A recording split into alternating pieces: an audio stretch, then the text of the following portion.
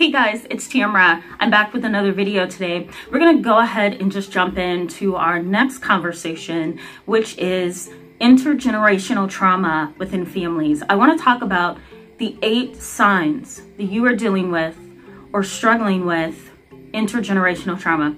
We've been talking about families for the past 2 weeks now, and just on Monday I talked a little bit about communication, passive aggressive, and assertive communication, and gave you some tips on how to manage families over this Thanksgiving and Christmas holidays. So if you haven't seen that video, go ahead and click on the link above. You will probably find that video helpful. I'm hoping that it will kind of jumpstart some new ways that you can communicate with family.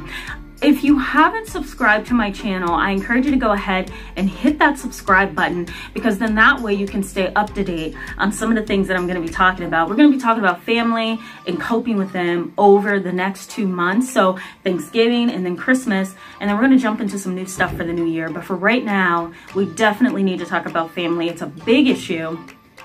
And I can't remember if I talked about family roles or not, but if I did, I'll put it at the end of the video so that you can click on that as well and watch that. But in today's video, the benefits for you is that you're going to be able to identify 8 signs or red flags that you are struggling with intergenerational trauma.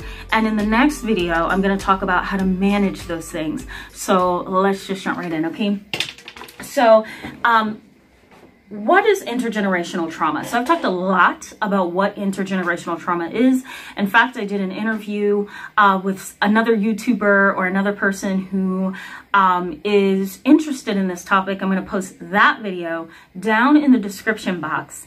I talked about intergenerational trauma and its cultural implications, but in this video, we're going to talk about its family implications. So intergenerational trauma is the idea that for generations ago, there was some kind of family trauma that hadn't been dealt with appropriately at the time. And learned behaviors, pattern of thoughts, belief systems, attitudes, all of that was transferred down to younger generations. And it has negatively impacted the family life. My family regards intergenerational trauma as a family curse. The first thing they say to me when we talk about like this perpetuation of family challenges is, I think our family is cursed. And this is something that not only my family has dealt with, but I'm sure your family has dealt with as well. You can't figure out why are these things continuing and perpetuating, even though we clearly know what the consequences are. Younger generations continue to engage in the same behaviors. So that is intergenerational trauma. And I want to mention, we're going to start right now. I want to mention some of the ways that you can identify that you are struggling with this. One is denial. I think a lot of people feel safe by denial because they don't have to look at things. They don't have to examine things. They don't have to try to conceptualize what happened years ago. All they want to do is focus on the here and the now. Unfortunately, in order to understand what your now is, you have to understand what your history was. Right? So in order to understand what your now is, you have to understand what your history was. And in order to do that, you're going to have to do some introspection and some acceptance. You're going to also have to do some exploration of why you're in denial. So denial is one. Number 2, minimization. It's basically minimizing a family situation as small as you can get it to where it doesn't seem as intimidating or uncomfortable as you want. Or as it seems to you, I should say, right? So you minimize it. It's kind of like denial, although denial is saying, nope, that didn't happen. Minimization is saying, okay, the trauma is this big, but I'm going to make it this small so that I don't have to deal with it. It's too painful, okay? The next one is transference of emotional and psychological instability. That's a huge red flag of intergenerational trauma. If dad had an emotional and psychological instability that didn't get fixed, and mom had a psychological and emotional instability that did not get fixed, then the child is going to have that same thing and it's not going to be fixed. attitudes about counseling and psychotherapy are also transferred, right? So mom didn't like therapy, dad had a bias about therapy, he's going to share that bias with his kids, and the kids are going to feel the same exact way. They're going to self-medicate with drugs, they're going to do what they want to do, they're going to self-medicate with sexual experiences, they're going to do anything and everything other than what can potentially help them, which is psychotherapy, medication, and the list goes on, right? So transference throughout the family line of emotional and psychological instability. This can also this can also happen with trauma. So let's say your uncle was sexually molested. Well, you know, research doesn't necessarily support the idea that a sexually molested individual is going to molest another individual, but some research does back that up at the same time. So let's say your uncle was violated and he decides, I'm going to violate my cousin, and then the cousin violates somebody else. There's a transference of psychological and emotional instability and trauma as a result. It does happen in families. The next is a stormy parent-child relationship. Parent-child relationships are difficult as it is, especially with the opposite gender parent. So boys and moms and daughters and dads, they tend to clash a lot.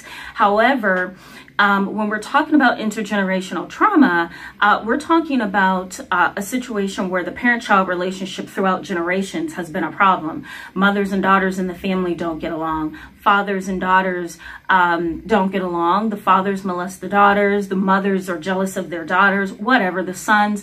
So it's like this transference of a negative parent-child relationship.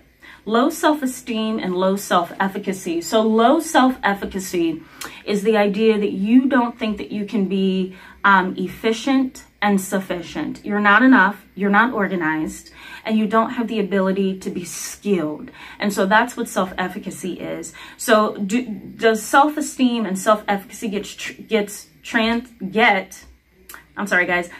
transferred throughout generations? Yes, it does. Does self-esteem and self-efficacy get transferred throughout generations? Yes, it does.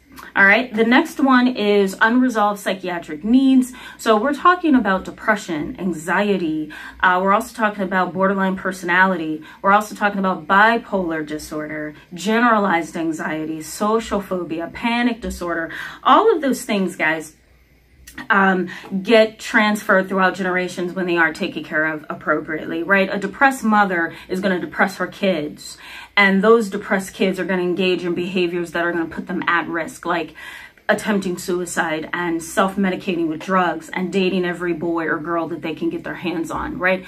So a depressed mother is going to create depressed children. A substance abusing dad most likely will influence that child to do something else that's self-destructive just to cope, right? So unresolved psychiatric needs get transferred. The next one is development of a content attitude. The whole idea behind this is that an individual within the family feels like there's no sense in trying to make things better. There's no sense in trying to be successful because my family has never gone anywhere, and everybody has done things that kind of maintains this lower socioeconomic mindset. It kind of maintains this unmotivated and lazy attitude. When that happens, younger generations begin to develop a content attitude. It's okay, I won't try, there's no need to. They kind of resolve within themselves that this is the way life's going to be for me and I better be okay with it. Borderline behaviors is the last one. What I mean by that is when a child grows up in an invalidating environment, an environment where there's no encouragement, there's no empathy, there's no recognition of your mind, of your emotions, of your feelings, of your goals, of your aspirations, of your thoughts. There's no recognition of all of that, right? That's an invalidating environment. When that happens, you begin to exhibit behaviors that are often on light switch like behaviors, right? You're on 1 minute, off the next, right? You're nice 1 minute, mean the next. You trust a little bit, then you pull back a lot, right? You develop these off on red light, green light, light switch behaviors and interactions to most of your relationships and most of your life because you're afraid. Your environment was most likely invalidating. And so because of that, you pull back, you're afraid, you're scared, you're uncertain, right? You're untrusting. So these are all behaviors that are built within the family dynamic, and they become a part of who you are. And unfortunately, a lot of people don't realize that. They think it's just them, right? They think, well, maybe if I just try a little bit harder, or maybe if I just push myself, I'm going to be okay. And while that may be true, you need to also recognize that you're not to blame. Thank you so much, guys, for being with me today in this video. I encourage you to give this video a thumbs up if it was helpful to you, and go ahead and hit that subscribe button. That way you can stay up to date with all the videos that I'm going to be posting through the month of November and through the month of December as well. We're going to keep talking about families, so stay tuned. If you have questions or you want me to focus on something relating to families, stick around, because I have heard you and I'm going to get to them. All right, guys, I'll see you soon. Bye-bye.